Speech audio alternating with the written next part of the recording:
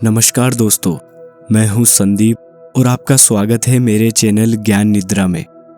आज की इस कहानी में हम जानेंगे आइजैक न्यूटन और उसके लॉज ऑफ मोशंस के पीछे की पूरी कहानी। न्यूटन से पहले लोग गति और बल को किस तरह समझते थे, न्यूटन ने इन विचारों को कैसे बदला और कैसे उसके नियमों ने विज्ञान को हमेशा के लिए बदल दिया। और हाँ, अगर आप चाहें तो इस कहानी को आप आराम से सुन सकते हैं, सोते समय, सफर के दौरान या अपना कोई काम करते हुए। तो चलिए शुरू करते हैं the story behind Newton's laws. Chapter 1, the dark age of understanding. 2000 साल पहले इंसान हर रात उसी आसमान को देखता था जिसे आज हम देखते हैं। वही तारे, वही चांद, वही सूरज, लेकिन एक बड़ा अंतर था।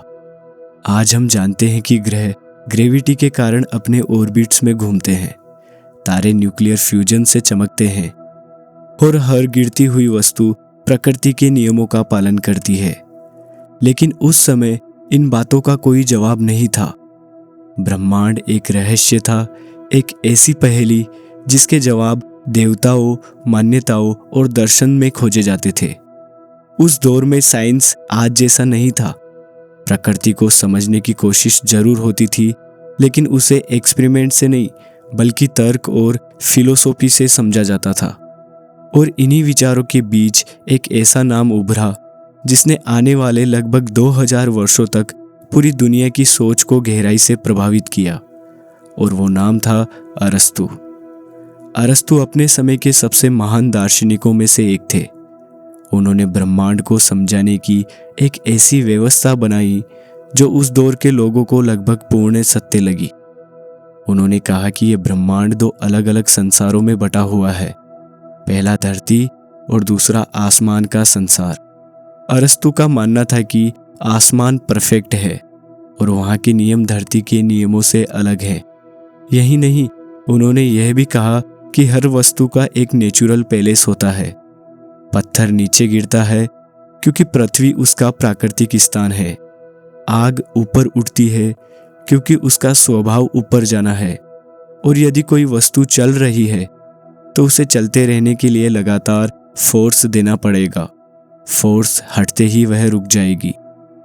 आज इन बातों को सुनकर शायद आपको हैरानी हो, लेकिन उस समय ये विचार इतने तार्किक लगते थे कि किसी ने उन्हें चुनौती देने की जरूरत ही महसूस नहीं की। और यहीं से एक बहुत बड़ी समस्या शुरू हुई। अरस्तु की सबसे बड़ी गलती उनके विचार नहीं थे, बल्कि ये था कि आने वाली पीढ़ियों ने उनके विचारों को अंतिम सत्य मान लिया। धीरे धीरे सवाल पूछना कम हो गया, मान लेना ज़्यादा आसान हो गया। लोग हर दिन सेब को गिरते देखते थे, सूरज को उगते देखते थे, चांद को आसमान में चलते देखते थे, लेकिन उन्होंने कभी ये नहीं पूछा आखिर ऐसा क्यों हो रहा है।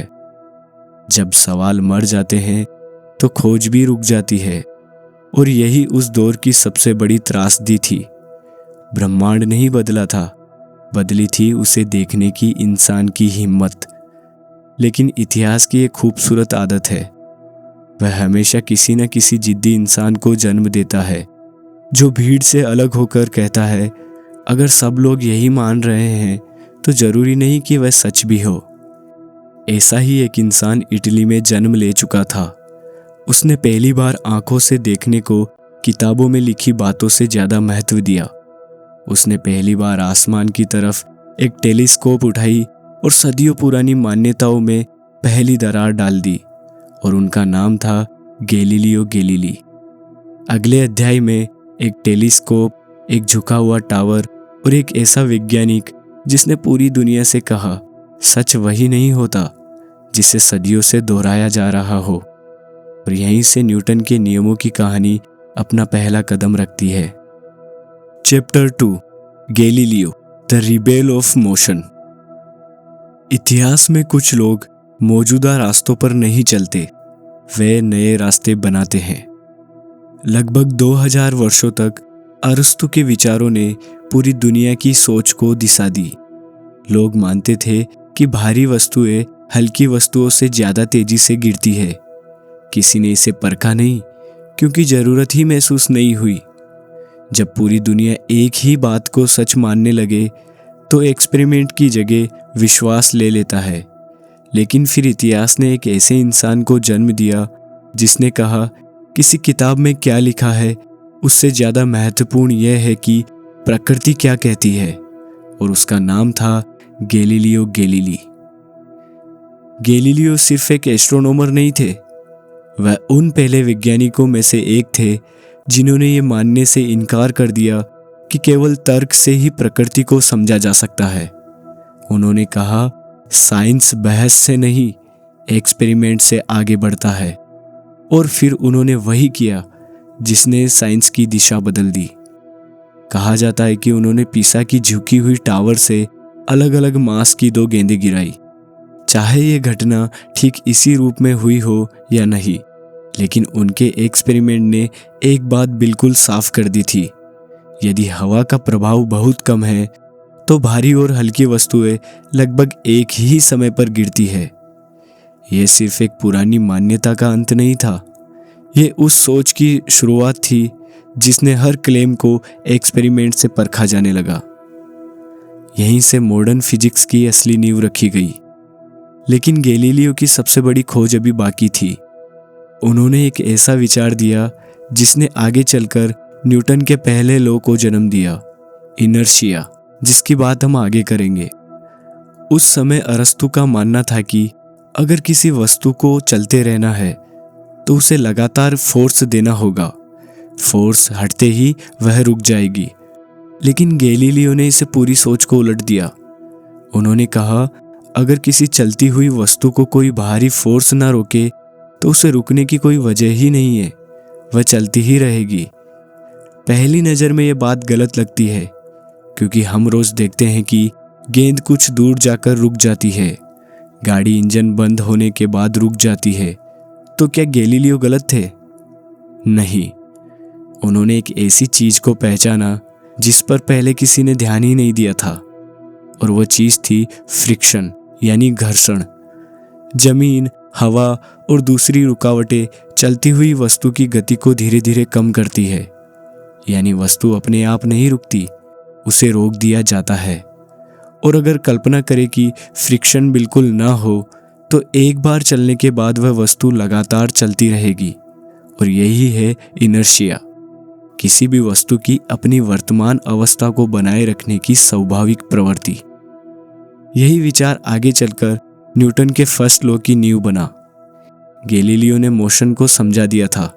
उन्होंने ये भी साबित कर दिया था कि धरती और आकाश 2 अलग अलग दुनिया नहीं है, प्रकृति हर जगह एक जैसी नियमों का पालन करती है। लेकिन एक रहस्य अभी भी अनसुलझा था। धरती पर गिरती हुई वस्तुओं को तो समझ लिया गया, लेकिन आसमान में घूमते हुए प्लैनेट्स का क्या? वे सीधे आगे क्यों नहीं निकल जाते? वे बार बार सूर्य के चारों ओर ही क्यों घूमते हैं? कौन सी अदृश्य शक्ति उन्हें उनकी ऑर्बिट में बांधे रखती है? इन सवालों का जवाब गैलीलियो के पास भी नहीं था। उस जवाब की पहली झलक ऐसे वैज्ञानिक ने दी जो टेलीस्कोप से कम और मैथमेटिक्स से ज्यादा देखता था, और उनका नाम था Johannes Kepler. Chapter 3, Kepler's world, the strange dance of planet. Galileo ने धरती पर होने वाली मोशन को समझने की शुरुआत कर दी थी। अब इंसान ये जान चुका था कि किसी वस्तु को समझने के लिए उसे केवल देखना नहीं बल्कि मापना भी जरूरी है। लेकिन आसमान अब भी एक पहेली था।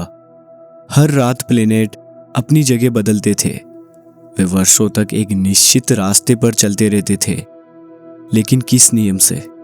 इस सवाल का आंसर अभी भी नहीं मिला था। सदियों तक दुनिया का मानना था कि ब्रह्मांड परफेक्ट है, और अगर ब्रह्मांड परफेक्ट है तो उसकी ऑर्बिट भी परफेक्ट सर्कल ही होनी चाहिए। अरस्तु से लेकर उस दौर तक लगभग सभी इसी विचार पर विश्वास करते रहे। किसी ने यह सोचने की हिम्मत नहीं की कि प्रकृति हमारी कल्पना से अलग भी हो सकती है। लेकिन साइंस में विश्वास नहीं, एविडेंस अंतिम फैसला सुनाते हैं, और वह एविडेंस इकट्ठा कर रहा था एक असाधारण इंसान, टाइको ब्राहे। उसके पास टेलीस्कोप नहीं थी, फिर भी उसने वर्षों तक हर रात प्लैनेट्स की स्थिति को इतनी सटीकता से दर्ज किया कि वह अपने समय का सबसे मूल्यवान एस्ट्रोनॉमिकल रिकॉर्ड बन गया। टाइको ने ब्रह्मांड का सबसे अनमोल खजाना छोड़ा, डाटा, यानी वो सारी जानकारी और आंकड़े जो उसने वर्षों तक रात रात भर आसमान देखकर इकट्ठा किए थे। लेकिन उस डाटा की असली भाषा पढ़ने वाला इंसान कोई और था, और वो इंसान थे जोहान्स केपलर। केपलर केवल एस्ट्रोनॉमर नहीं थे, वे एक असाधारण मैथमेटिशियन भी थे। उन्होंने टाइको का वर्षों का रिकॉर्ड उठाया और प्लैनेट्स की चाल को परफेक्ट सर्कल में समझाने की कोशिश शुरू की। महीनों तक, फिर वर्षों तक उन्होंने कैलकुलेशन पर कैलकुलेशन की, लेकिन हर बार एक छोटी सी गलती बच जाती थी। डेटा झूठ नहीं बोल रहा था, बल्कि वह बार बार कह रहा था, तुम्हारी मान्यता गलत है। यही केपलर ने वह किया जो हर महान वैज्ञानिक करता है। उन्होंने अपनी सोच नहीं बचाई, उन्होंने सच को चुना, और फिर एक ऐसी खोज हुई जिसने 2000 साल पुरानी धारणा बदल दी। प्लैनेट्स परफेक्ट सर्कल में नहीं घूमते, वे एलिप्टिकल ऑर्बिट में चलते हैं। ये केवल एक नई शेप की खोज नहीं थी, ये इस बात का प्रमाण था कि प्रकृति हमारी कल्पना के अनुसार नहीं, अपने नियमों के अनुसार चलती है। यही नहीं, केपलर ने 3 ऐसे लॉज भी दिए जिसने पहली बार प्लैनेट्स की मोशन को मैथमेटिक्स में लिखा जा सका। उन्होंने समझाया कि प्लैनेट्स सूर्य के पास आने पर तेज क्यों चलते हैं और दूर जाने पर धीमे क्यों हो जाते हैं। उन्होंने यह भी बताया कि किसी प्लैनेट को अपनी एक ऑर्बिट पूरी करने में कितना समय लगेगा। अब इंसान के हाथ में ब्रह्मांड का पहला सटीक नक्शा था। उसे पता था प्लैनेट्स कैसे चलते हैं, लेकिन सबसे बड़ा सवाल अभी भी वहीं खड़ा था, आखिर क्यों? आखिर सूर्य ऐसा क्या कर रहा है कि प्लैनेट्स उसके चारों ओर बंधे रहते हैं? कौन सी अदृश्य शक्ति करोड़ों किलोमीटर दूर से उन्हें उनकी ऑर्बिट्स में थामे हुए हैं? केपलर रास्ता दिखा चुके थे, गैलीलियो मोशन समझा चुके थे। अब साइंस को एक ऐसे दिमाग की जरूरत थी जो इन दोनों कहानियों को एक ही लौ में बदल सके, और वह दिमाग इंग्लैंड के एक छोटे से गांव में धीरे धीरे तैयार हो रहा था। एक ऐसा युवक जो जल्द ही पूरे ब्रह्मांड को एक ही भाषा में समझाने वाला था, और उसका नाम था Isaac Newton. Chapter 4, young Newton, the lonely boy who became a genius. 25 December 1642 England के एक छोटे से गांव वुल्सथोर्प में एक बच्चे का जन्म हुआ। लेकिन ये जन्म खुशियों भरा नहीं था। बच्चा इतना कमजोर पैदा हुआ था कि किसी को उम्मीद नहीं थी कि वह जिंदा बचेगा, और उसके जन्म से कुछ महीने पहले ही उसके पिता की मृत्यु हो चुकी थी। उस बच्चे का नाम रखा गया आइजैक न्यूटन। लेकिन उसकी मुश्किलें यहीं खत्म नहीं हुई। जब न्यूटन सिर्फ 3 साल का था, उसकी माँ ने दोबारा शादी कर ली, और शर्त यह थी कि नए घर में न्यूटन के लिए जगह नहीं थी। एक 3 साल का बच्चा अपनी माँ से अलग कर दिया गया। उसे उसकी नानी के पास छोड़ दिया गया। माँ पास के ही गांव में रहती थी, लेकिन उसकी जिंदगी से लगभग गायब हो गई। सोचिए, एक छोटा बच्चा हर दिन खिड़की से उस रास्ते को देखता होगा जिस पर कभी उसकी माँ वापस आने वाली थी। ये अकेलापन, इस दर्द ने न्यूटन के अंदर एक ऐसी चीज जन्म दी जो आगे चलकर उसकी सबसे बड़ी ताकत बनी। वह अकेले रहना सीख गया, और जब कोई इंसान अकेले रहना सीख जाता है तो वह अक्सर अपनी ही दुनिया बना लेता है। न्यूटन के स्कूल में भी कोई ज्यादा दोस्त नहीं थे। बाकी बच्चे खेलते थे, हंसते थे, लेकिन न्यूटन घंटों अकेला बैठकर छोटी छोटी मशीनें बनाता रहता था। उसने खुद से एक वाटर क्लॉक बनाई जो पानी की बूंदों से समय बताती थी। उसने एक छोटी सी विंड मिल बनाई जो हवा से चलती थी। लोग उसे अजीब बच्चा समझते थे, लेकिन असल में वह सिर्फ एक अलग तरीके से सोच रहा था। जब उसकी उम्र पढ़ाई की थी, तब उसकी माँ चाहती थी कि वह खेती संभाले। स्कूल छुड़वा दिया गया, लेकिन न्यूटन को खेती में कोई दिलचस्पी नहीं थी। वह भेड़ों को खेत में छोड़कर किताबें पढ़ने बैठ जाता। कई बार भेड़ें दूसरे के खेत में घुस जाती और न्यूटन को इसके लिए डांट भी पड़ती। आखिरकार एक टीचर और उसके अंकल ने उसकी माँ को समझाया कि यह बच्चा खेती के लिए नहीं, कुछ और बड़ा करने के लिए बना है। और इस तरह 1661 में 18 साल की उम्र में न्यूटन को कैम्ब्रिज यूनिवर्सिटी के ट्रिनिटी कॉलेज में भेजा गया। लेकिन यहाँ भी उसकी शुरुआत आसान नहीं थी। न्यूटन का परिवार इतना अमीर नहीं था कि पूरी फीस भर सके, इसलिए उसे एक सीजर के रूप में भर्ती होना पड़ा, यानी उसे पढ़ाई के बदले दूसरे अमीर छात्रों की सेवा करनी पड़ती थी। उनके कपड़े धोना, उनका सामान उठाना, उनकी टेबल साफ करना। एक ऐसा लड़का जो आगे चलकर पूरे ब्रह्मांड के नियम खोजने वाला था, उन्हीं दिनों दूसरे के जूते साफ कर रहा था। लेकिन न्यूटन ने कभी शिकायत नहीं की। वह चुपचाप अकेले अपने कमरे में बैठकर किताबें पढ़ता। मैथमेटिक्स, फिलोसॉफी, एस्ट्रोनॉमी, वह हर उस विषय में डूब जाता जो उसे स्कूल में कभी ठीक से पढ़ाया ही नहीं गया था। वही अकेलापन जो बचपन में उसका दर्द था, अब उसकी सबसे बड़ी ताकत बन चुका था। क्योंकि जब बाकी छात्र पार्टी करते, दोस्तों के साथ घूमते, न्यूटन अकेला बैठकर सवाल पूछता रहता। और यही आदत आगे चलकर उसे इतिहास के सबसे बड़े जवाबों तक ले जाने वाली थी। 1665 में जब वह अभी कैम्ब्रिज में पढ़ ही रहा था, एक महामारी ने पूरे इंग्लैंड को अपनी चपेट में ले लिया। यूनिवर्सिटी बंद करनी पड़ी और न्यूटन को वापस भेज दिया गया, उसी गांव, उसी बगीचे में जहां से उसकी सबसे अकेली, सबसे दर्द भरी यादें जुड़ी थी। लेकिन इस बार वह अकेलापन एक श्राप नहीं, बल्कि एक वरदान बनने वाला था। Chapter 5, Newton's great question, when the moon and the Apple became one. Kepler ने हमें ब्रह्मांड का नक्शा दे दिया था। अब हम जानते थे कि प्लैनेट्स कैसे चलते हैं। गैलीलियो ने मोशन के नियमों की नींव रख दी थी। लेकिन एक सवाल अभी भी पूरी साइंस को परेशान कर रहा था, आखिर क्यों? प्लैनेट्स सूर्य के चारों ओर घूमते ही क्यों है? कौन सी फोर्स उन्हें उनकी ऑर्बिट से बाहर जाने नहीं देती? स्पेस के उस विशाल खालीपन में आखिर ऐसा क्या है जो करोड़ों किलोमीटर दूर बैठे प्लैनेट्स को अपनी जगह थामे हुए है? इसी बीच साल 1665 आया। पूरे इंग्लैंड में ग्रेट प्लेग फैल चुका था। शहरों में मौत का सन्नाटा था। कैम्ब्रिज यूनिवर्सिटी बंद कर दी गई और एक युवा छात्र आइजैक न्यूटन अपने गांव वुल्सथ्रोप लौट आया। दुनिया के लिए यह महामारी थी, लेकिन न्यूटन के लिए यही उस समय सबसे बड़ी लेबोरेटरी बनने वाली थी। उसके पास कोई प्रोफेसर नहीं था, कोई रिसर्च टीम नहीं थी, कोई मॉडर्न लैब नहीं थी। सिर्फ एक शांत बगीचा था और सवालों से भरा हुआ उसका दिमाग। इन्हीं दिनों एक ऐसी घटना हुई जिसका जिक्र न्यूटन के बाद के वर्षों में अपने फ्रेंड से किया। उन्होंने एक सेब को पेड़ से गिरते देखा। ध्यान दीजिए, खोज उस सेब में नहीं थी, खोज उस सवाल में थी जो उसके बाद पैदा हुआ। हजारों लोग रोज सेब गिरते देखते थे, लेकिन न्यूटन ने खुद से पूछा, सेब हमेशा नीचे ही क्यों गिरता है? वह दाएं, बाएं या ऊपर क्यों नहीं जाता? अगर पृथ्वी इस छोटे से सेब को अपनी ओर खींच सकती है, तो क्या खिंचाव कुछ मीटर तक ही सीमित है या फिर यह बहुत दूर तक जाता है? न्यूटन ने ऊपर देखा।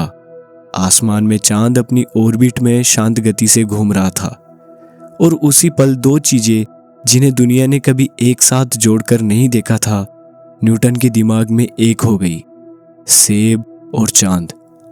उन्होंने सोचा, अगर पृथ्वी सेब को अपनी ओर खींच रही है तो क्या यही फोर्स चांद पर भी लग रही होगी? लेकिन अगर ऐसा है तो चांद पृथ्वी पर गिर क्यों नहीं जाता? यही न्यूटन ने वह कल्पना की जिसने इतिहास बदल दिया। उन्होंने समझा कि चांद वास्तव में हर पल पृथ्वी की ओर गिर रहा है, लेकिन उसकी आगे की गति इतनी अधिक है कि जैसे ही वह गिरता है, पृथ्वी की सतह भी उसके नीचे उतनी ही मुड़ती चली जाती है। इसलिए वह कभी जमीन से टकराता नहीं, बल्कि लगातार पृथ्वी के चारों ओर घूमता रहता है। यानी ऑर्बिट में घूमना असल में लगातार गिरते रहना है, बस कभी जमीन तक पहुंचे बिना। यही अरस्तु की 2000 साल पुरानी दीवार टूट गई। धरती और आकाश दो अलग अलग दुनिया नहीं थे। प्रकृति हर जगह एक ही नियम का पालन कर रही थी। जो फोर्स पेड़ से सेब गिरा रही थी, वही फोर्स चांद को पृथ्वी से बांधे हुए थी, और वही फोर्स प्लैनेट्स को सूर्य के चारों ओर घुमा रही थी। पहली बार पूरा यूनिवर्स एक ही नियम से जुड़ता हुआ दिखाई देने लगा। लेकिन एक विचार होना और उसे साबित करना दोनों बिल्कुल अलग बातें हैं। न्यूटन के सामने अब सबसे बड़ी चुनौती थी, अगर सचमुच ये एक ही यूनिवर्सल फोर्स है तो उसका मैथमेटिक्स क्या होगा? क्या उसे किसी फॉर्मूला में लिखा जा सकता है? क्या पूरी कायनात को सिर्फ कुछ सिंबल्स और नंबर्स में समेटा जा सकता है? यही वह सवाल था जो अगले अध्याय में मानव इतिहास के सबसे महान इक्वेशंस में से एक को जन्म देने वाला था। Chapter 6 universal gravity, the magic code of the universe. Newton ने अब वह संबंध खोज लिया था जिसे सदियों तक कोई देख ही नहीं पाया। पेड़ से गिरता हुआ एक साधारण सा सेब और पृथ्वी के चारों ओर घूमता हुआ चांद असल में एक ही नियम का पालन कर रहे थे। लेकिन सिर्फ एक विचार काफी नहीं था। साइंस में हर क्लेम को मैथमेटिक्स की कसौटी पर उतरना पड़ता है। न्यूटन को अब उस अदृश्य फोर्स की भाषा लिखनी थी, और फिर उन्होंने वह इक्वेशन लिखा जो आज भी फिजिक्स के सबसे महान लॉज में गिना जाता है। F = G multiplied by m1 times m2 divided by r²। पहली नजर में ये कुछ सिंबल्स का मेल लगता है, लेकिन इसका हर लेटर ब्रह्मांड का एक रहस्य छिपाए बैठा है। सबसे पहले F यानी फोर्स, वह अदृश्य खिंचाव जो हर वस्तु को दूसरी वस्तु की ओर खींचता है। फिर आते हैं m1 और m2 यानी दोनों वस्तुओं का मास। न्यूटन ने बताया कि जितना अधिक मास होगा उतना ही अधिक ग्रेविटी होगी, यानी एक विशाल प्लेनेट एक छोटे पत्थर की तुलना में कहीं ज्यादा ताकत से खींचेगा। लेकिन इसके बाद आता है इस पूरे लॉ का सबसे दिलचस्प हिस्सा, r², यानी दोनों वस्तुओं के बीच की डिस्टेंस का स्क्वायर। और यहीं छिपा है इनवर्स स्क्वायर लॉ। इसे ऐसे समझिए, मान लीजिए आप रात में एक जलते हुए बल्ब के बिल्कुल पास खड़े हैं। अब धीरे धीरे उससे दूर जाना शुरू कीजिए। जैसे जैसे डिस्टेंस बढ़ती जाएगी, रोशनी सिर्फ थोड़ी सी कम नहीं होगी, वह बहुत तेजी से कम होती चली जाएगी। ग्रेविटी भी ठीक ऐसा ही व्यवहार करती है।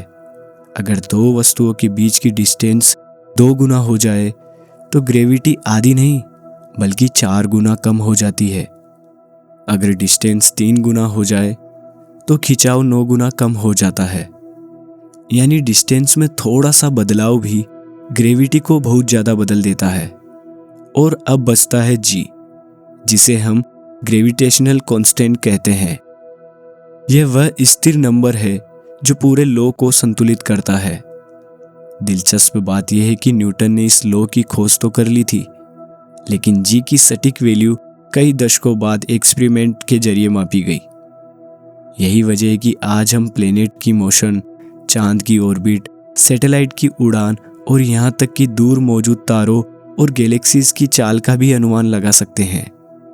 ये सिर्फ सेब गिरने का नियम नहीं था, यह यूनिवर्सल ग्रेविटेशन था, एक ऐसा लॉ जो पृथ्वी पर भी लागू होता है और ब्रह्मांड के सबसे दूर मौजूद पिंडों पर भी।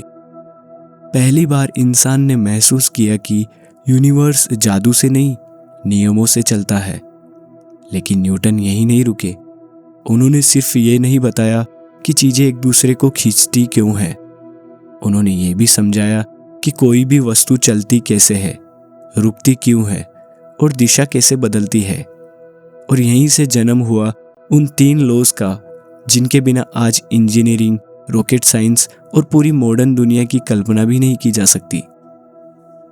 Chapter 7 the 3 pillars of motion, Newton's 3 laws.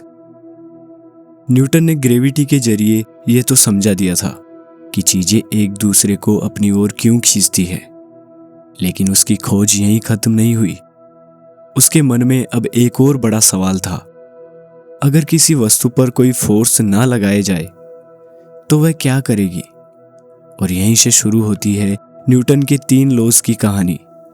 ये सिर्फ फिजिक्स के लॉज नहीं थे, ये वो आधार हैं जिन पर आज की पूरी इंजीनियरिंग, मशीनें, वाहन, रॉकेट और हमारी मॉडर्न दुनिया खड़ी है। अगर ये 3 लॉज ना होते तो शायद आज की टेक्नोलॉजी भी इस रूप में हमारे सामने ना होती। पहला लॉ, इनर्शिया यानी जड़त्व। न्यूटन का पहला लॉ कहता है, कोई भी वस्तु अपनी वर्तमान अवस्था को बनाए रखना चाहती है। अगर वह स्थिर है तो स्थिर रहना चाहती है। अगर वह चल रही है तो उसी स्पीड और उसी दिशा में चलती रहना चाहती है, जब तक कि कोई बाहरी फोर्स उसकी अवस्था ना बदल दे। सुनने में यह बहुत साधारण लगता है, लेकिन यही लॉ हमारी रोजमर्रा की जिंदगी में हर समय दिखाई देता है। मान लीजिए आप बस में बैठे हैं, बस सामान्य स्पीड से चल रही है। अचानक ड्राइवर जोर से ब्रेक लगा देता है। उसी पल आपका शरीर आगे की ओर झुक जाता है। क्या किसी ने आपको धक्का दिया? नहीं, आपका शरीर पहले से चल रही स्पीड को बनाए रखना चाहता था। बस रुक गई, लेकिन आपका शरीर उसी दिशा में चलता रहना चाहता था। इसी गुण को इनर्शिया यानी जड़त्व कहा जाता है। यही कारण है कि सीट बेल्ट हमारी जान बचाती है। वह हमारे शरीर को अचानक आगे बढ़ने से रोकती है। न्यूटन का पहला नियम हमें सिखाता है कि इस ब्रह्मांड में किसी भी बदलाव के लिए किसी न किसी फोर्स की जरूरत होती है। दूसरा लॉ, फोर्स, मास और एक्सेलरेशन। अब न्यूटन ने अगला सवाल पूछा, अगर किसी वस्तु की स्पीड बदलनी है तो कितना फोर्स लगाना पड़ेगा? इसका जवाब उन्होंने सिर्फ एक छोटे से इक्वेशन में लिख दिया, फोर्स इक्वल मास मल्टीप्लाई एक्सेलरेशन। ये इक्वेशन छोटा जरूर है, लेकिन आज की पूरी इंजीनियरिंग इसी पर खड़ी है। इसे एक आसान एग्जाम्पल से समझते हैं। मान लीजिए आपके सामने एक खाली शॉपिंग ट्रॉली रखी है। उसे हल्का सा धक्का देते ही वह चल पड़ती है। अब उसी ट्रॉली में 50 किलो सामान भर दीजिए। क्या उतना ही हल्का धक्का काफी होगा? जी बिल्कुल नहीं। अब आपको कहीं ज्यादा ताकत लगानी पड़ेगी। क्यों? क्योंकि ट्रॉली का मास बढ़ चुका है। न्यूटन ने बताया कि किसी वस्तु का मास जितना ज्यादा होगा, उसे उतनी ही तेज एक्सीलरेशन देने के लिए उतना ही ज्यादा फोर्स चाहिए होगा। और यही कारण है कि एक भारी ट्रक को तेज स्पीड देने के लिए छोटी कार की तुलना में कहीं ज्यादा शक्तिशाली इंजन चाहिए होता है। आज कार बनाने से लेकर हवाई जहाज, रॉकेट, ट्रेन और विशाल मशीनों तक हर इंजीनियरिंग इसी लॉ का इस्तेमाल करती है। तीसरा लॉ, हर एक्शन की बराबर और विपरीत रिएक्शन। अब आता है न्यूटन का सबसे प्रसिद्ध लॉ, हर एक्शन के बराबर और विपरीत दिशा में एक रिएक्शन होता है। यह लॉ सुनने में जितना आसान है उतना ही शक्तिशाली भी है। जरा चलकर देखिए, जब आप एक कदम आगे बढ़ाते हैं तो असल में आपका पैर जमीन को पीछे की ओर धक्का देता है, और बदले में जमीन आपको उतना ही ताकत से आगे की ओर धक्का देती है। यही वजह है कि आप आगे बढ़ पाते हैं। यही लॉ बंदूक में भी दिखाई देता है।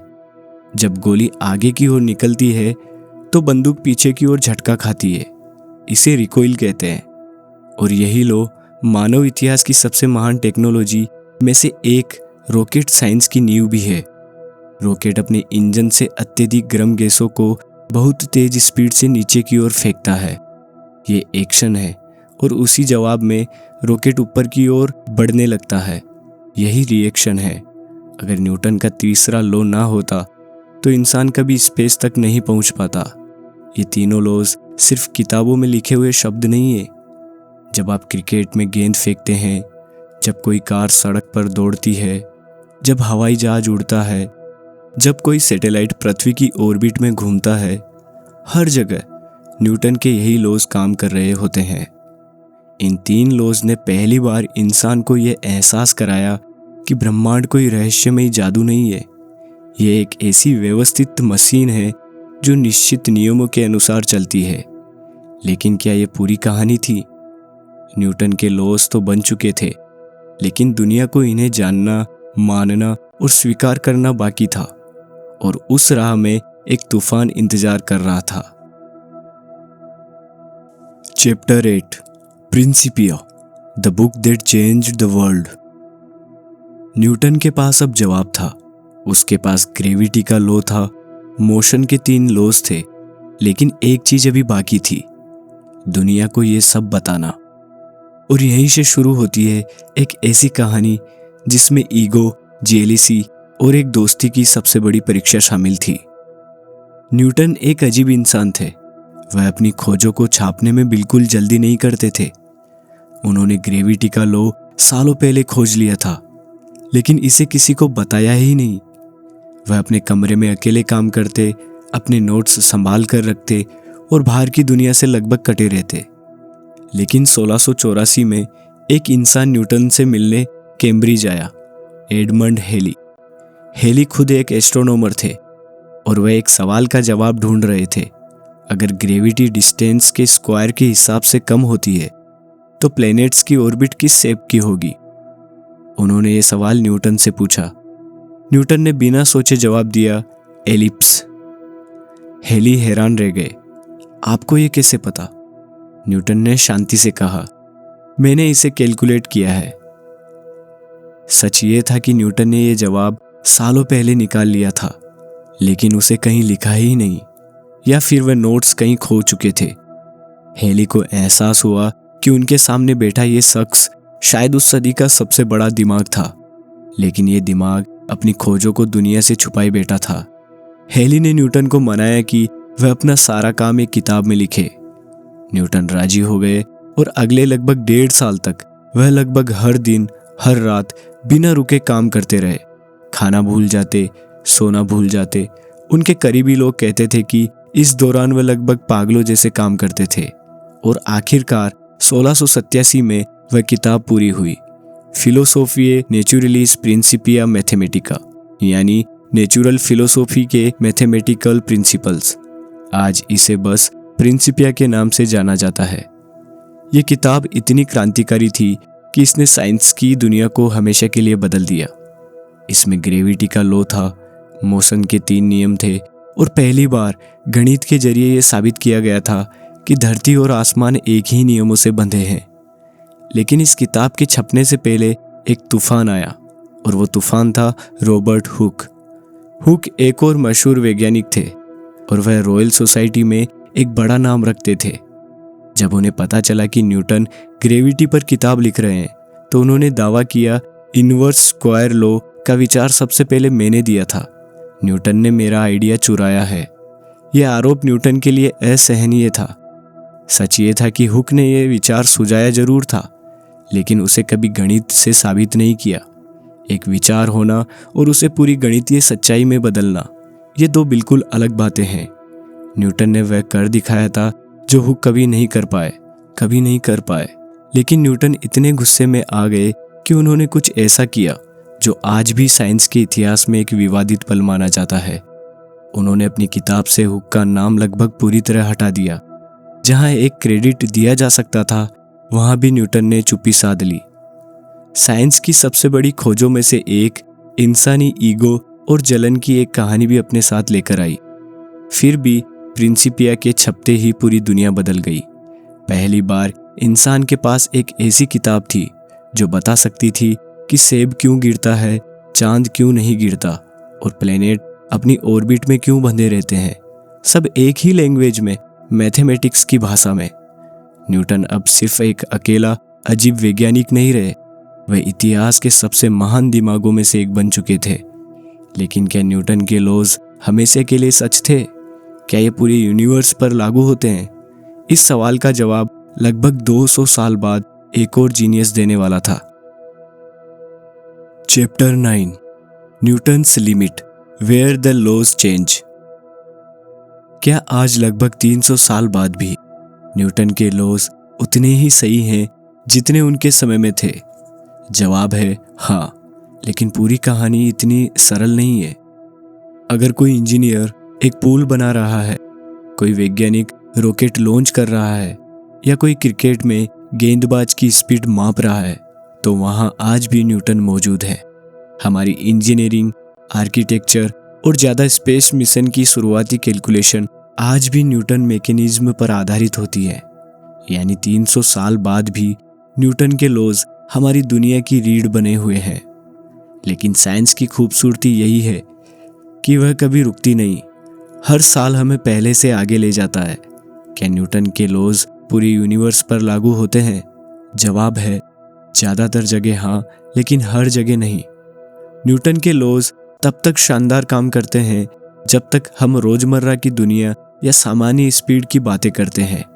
लेकिन जैसे ही हम ब्रह्मांड के दो चरम परिस्थितियों में पहुंचते हैं, या तो लाइट की स्पीड के करीब या फिर ब्लैक होल जैसे अत्यधिक ग्रेविटी वाले क्षेत्रों में, तो वहां तस्वीर बदलने लगती है। सबसे पहले बात करते हैं लाइट की स्पीड की। न्यूटन के अनुसार टाइम और स्पेस पूरे यूनिवर्स में एक जैसे होते हैं। उनके लिए एक सेकंड हर जगह एक सेकंड ही था।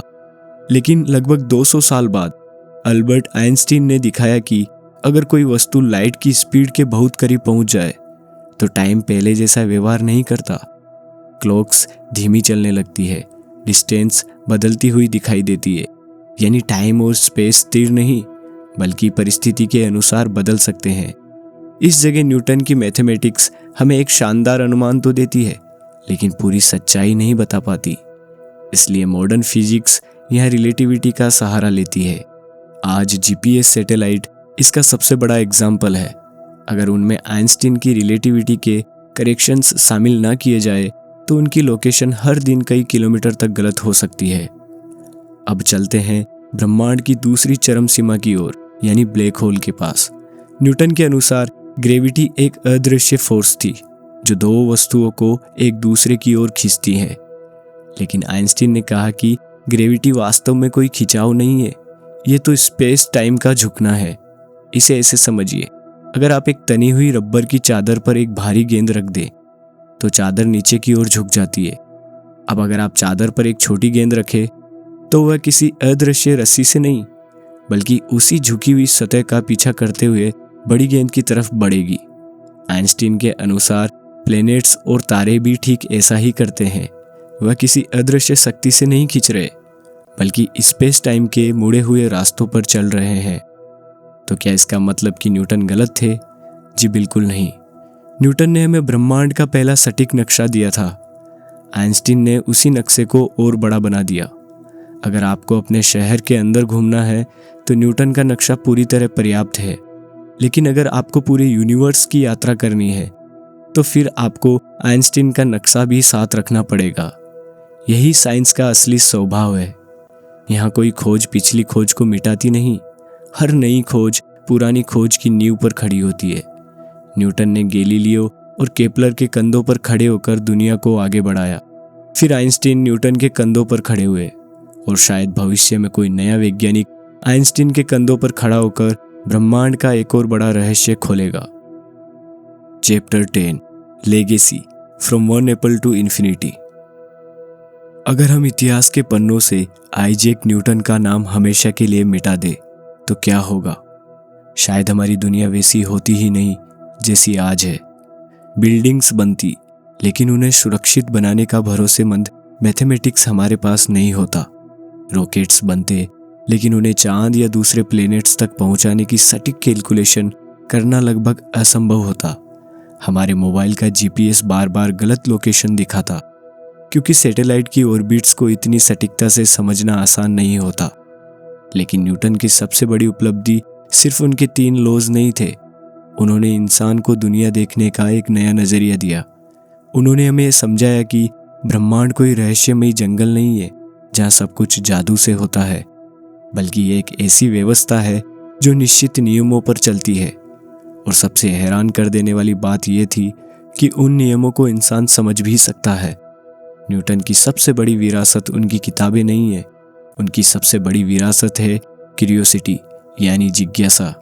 उन्होंने हमें सिखाया कि किसी भी घटना को देखकर सिर्फ उसे स्वीकार मत करो, उससे पूछो ऐसा क्यों हुआ। याद कीजिए वह अकेला बच्चा जिसे अपनी माँ से अलग कर दिया गया था, वह बच्चा जो अकेले बैठकर छोटी छोटी मशीनें बनाता था, वह छात्र जो अमीर बच्चों के जूते साफ करता था, उसी अकेलेपन ने उसे सवाल पूछना सिखाया और उसी सवाल ने पूरी दुनिया बदल दी। एक साधारण सा गिरता हुआ सेब लाखों लोगों ने देखा था, लेकिन उसी सेब में ब्रह्मांड का सबसे बड़ा सवाल सिर्फ न्यूटन ने देखा। यही एक वैज्ञानिक और बाकी दुनिया के बीच सबसे बड़ा अंतर होता है। आज जब हम रात के आसमान में चमकता हुआ कोई सैटेलाइट देखते हैं, जब किसी विशाल पुल पर लाखों गाड़ियां सुरक्षित गुजरती है, जब कोई स्पेसक्राफ्ट करोड़ों किलोमीटर दूर किसी प्लेनेट तक पहुंचता है, तो वहां कहीं ना कहीं न्यूटन का मैथमेटिक्स काम कर रहा होता है। उनका सफ़र इंग्लैंड के वुल्सथ्रोप गांव के एक छोटे से अकेले बगीचे से शुरू हुआ था, लेकिन उनकी सोच आज हमारे सोलर सिस्टम से भी बहुत आगे निकल चुकी है। और शायद इसी भावना को न्यूटन ने अपने एक मशहूर वाक्य में कहा था, अगर मैंने दूर तक देखा है तो सिर्फ इसलिए क्योंकि मैं दिग्गजों के कंधों पर खड़ा था। आज हम भी न्यूटन के कंधों पर खड़े होकर भविष्य की ओर देख रहे हैं। ब्रह्मांड किसी जादू से नहीं चलता, बल्कि नियमों से चलता है, और शायद यही आइजैक न्यूटन की सबसे महान विरासत थी।